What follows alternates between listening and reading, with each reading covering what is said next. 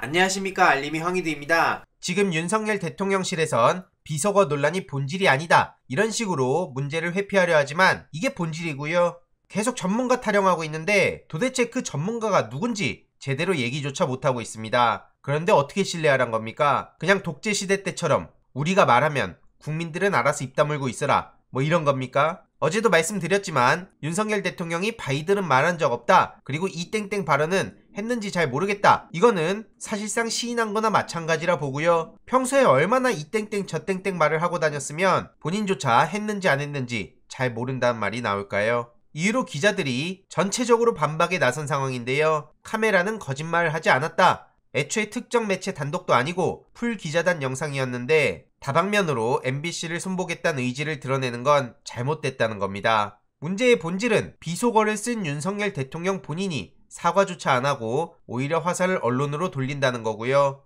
최근 대통령 비서실에선 MBC를 향해 음성 분석 전문가도 해석이 어려운 발음을 어떤 근거로 특정했는지 이런 식으로 대놓고 압박하고 있습니다. 이게 언론 탄압이 아니면 뭡니까? 당연히 이에 대해서도 욕설을 한 사람이 잘못이냐, 그걸 보도한 언론이나 그걸 듣고 분노하는 국민이 잘못이냐, 이런 반응들이 쏟아지고 있고요. 현업 언론 6개 단체에선 이젠 윤석열 대통령이 욕설도 안 했다고 한다니, 지금 물가, 환율, 금리 폭등 속에 도탄에 빠진 민생을 챙기긴커녕 한가한 말장난이나 하고 있다고 지적하고 있고요. 이러다 조금 더 가면 대통령이 미국에 간 적 없다, 이런 소리까지 나올 지경이라고 꼬집기도 했습니다. 그래서 이렇게 언론 탄압 핵책 말라, 언론 탓 그만하고 대통령답게 처신해라, 언론 단체에 소속된 사람들이 이렇게 들고 나선 겁니다. 처음엔 MBC 대 다른 언론으로 전선을 짜려고 했지만 실패한 거고요. 국민의힘의 대응도 절대로 잊어선 안 됩니다. 권성동 씨도 MBC가 백악관으로 보낸 메일이야말로 이 사건의 실체다, 이런 식으로 황당한 소리를 하고 있습니다. 언제까지 광우병 사태 타령을 할지도 모르겠는데 어떻게든 민주당과 엮으려 하고 있죠. 그러면서 MBC가 조작을 했다 그러고 가짜뉴스로 미국까지 속여서 외교 참사로 비화시켜 윤석열 정부를 흔들려고 했다. 쌍팔년도도 아니고 지금 저런 말이 먹힙니까? 대부분의 국민들이 직접 들었는데 무슨 말 같지도 않은 소리를 하고 있습니까? 결국 국민의힘에선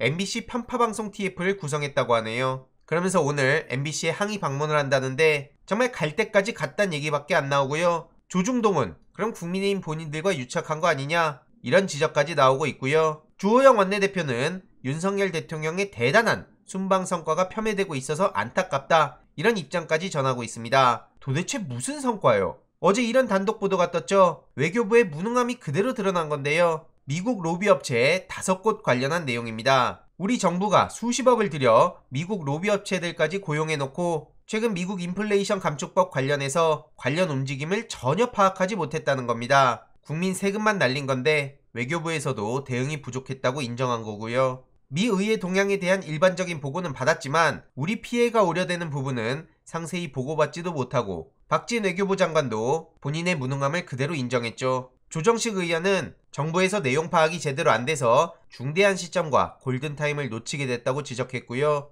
이러니 당연히 미국 로비 업체까지 고용하고 국익을 제대로 지키지 못했다, 이런 지적이 제기되는 겁니다. 종합적으로 박진 외교부 장관의 무능과 무책임이 이런 사태를 불러왔기에 어제 민주당에선 신속하게 해임 건의안을 당론으로 발의했네요. 29일 본회의 통과를 준비하고 있다 하고요. 국민의힘에 대해서도 이건 탄압해임이다, 위기를 모면하려고 언론을 탄압하고 있다, 이렇게 지적하고 있습니다. 지금 정부 여당이 민생 안정 TF, 환율 안정 TF, 인플레이션 감축법 대응 TF를 만들어도 모자랄 마당에 언론 탄압 TF나 만들고 있다니 국제적인 망신거리가 될 거라는 지적이고요. 결국 비속어 논란 대처를 두고도 적절하지 않다가 75.8%나 나왔네요. 쿠키뉴스 여론조사 결과고요.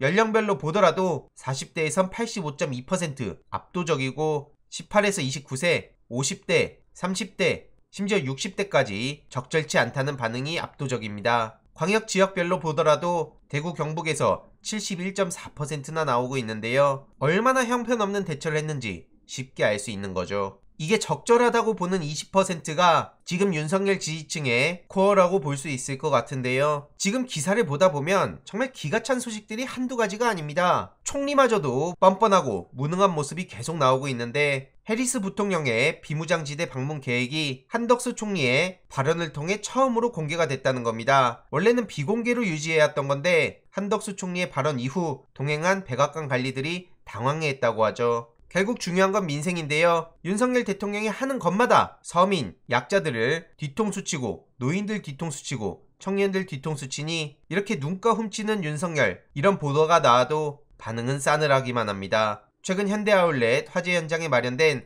희생자 합동 분향소로 향하면서 눈가를 훔치고 있다는 보도인데요. 지금 대통령이 얼마나 신뢰를 잃었는지를 보여주는 모습이라고 봅니다. 이재명 대표는 대전 현대아울렛 참사를 두고 재발 방지책 마련을 해야 된다고 목소리를 높였고요. 안타깝게 희생되신 모든 분들의 명복을 빈다며 유족분들께도 깊은 위로의 말씀을 전했습니다. 국가의 제일 의무는 국민의 생명과 안전을 지키는 건데 현 정부는 그런 믿음이 안 가서 많은 국민들이 걱정을 하는 거고요. 여기서 중요한 건 하청, 용역업체 소속 노동자들이 귀중한 목숨을 잃었다는 겁니다. 그래서 재발 방지책 마련은 무엇보다 중요한데요. 현 정부가 이에 대해서 어떻게 대응하는지 추가적인 소식 계속 전해드리도록 하겠습니다. 이번 내용도 유익했다면 구독, 좋아요, 알림 설정, 멤버십 가입 정말 큰 힘이 된다는 점 말씀드리고 싶습니다. 이번 내용도 주위에 널리 공유 부탁드립니다.